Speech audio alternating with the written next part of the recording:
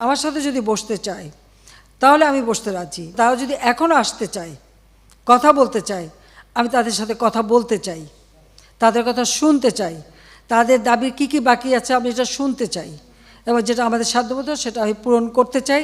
আমি এই সংঘাত চাই না। তারা যদি বসতে চায় আমার সঙ্গে, এই আন্দোলনকারীরা, কোটা আন্দোলনকারীরা, আমি তাদের সাথে বসবো, তাদের কথা শুনবো, তাদের দাবি দেওয়া এ পর্যন্ত যা মেনে নিয়েছে আরও কিছু আছে কিনা সেটা হয়তো শুনতে হবে। এবং আপনাদের সামনে আমি বলতে চাচ্ছি, যেটা দেশবাসীরও জানা উচিত, যে আমি কখনোই আমার দরজা বন্ধ করিনি।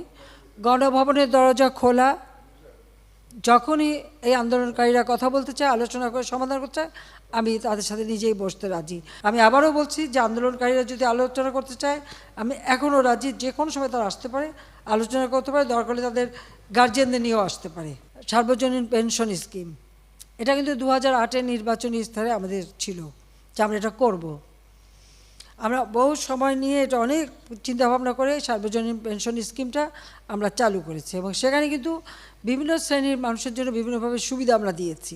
যে বিশ্ববিদ্যালয়, স্বায়ত্তশাসিত প্রতিষ্ঠান এবং প্রজাতন্ত্রের সকল বেতনভোগ কর্মচারীদের ক্ষেত্রে সার্বজনীন পেনশন ব্যবস্থায় অংশগ্রহণের বাধ্যবাধকতা বাতিল করে দিয়েছি, একবারে বাতিল করে দিয়েছি।